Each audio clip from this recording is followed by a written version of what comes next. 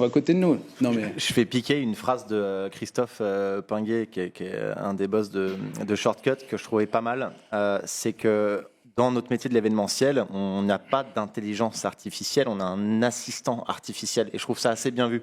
Et en fait, l'IA ne connaît pas notre métier, parce que notre métier, c'est de la pure créativité. Et grâce à l'IA, ça devient encore plus que de la créativité. Parce qu'aujourd'hui, l'IA, on s'en sert, et il faut qu'on s'en serve comme l'assistant logistique. C'est lui qui va nous sourcer les lieux, et c'est pour ça qu'on se retrouve avec les mêmes lieux. C'est lui qui va nous sourcer toute la partie log.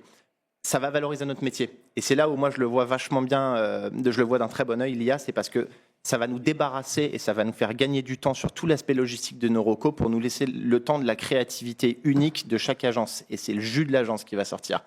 Et si on l'utilise de cette manière-là, ceux qui l'utiliseront différemment pour sortir du concept vont se prendre les pieds dans le short, comme on dit, parce qu'on va arriver avec quelque chose de beaucoup plus quali qui n'existe pas. L'IA va se servir de toute la data déjà existante. Donc moi, je ne suis pas inquiet que l'IA me sorte des concepts créatifs chez mes concurrents, parce qu'en fait, c'est des choses qui ont déjà existé. Nos clients font appel à nous pour du nouveau, pour des choses qui n'existent pas, pour du sur-mesure.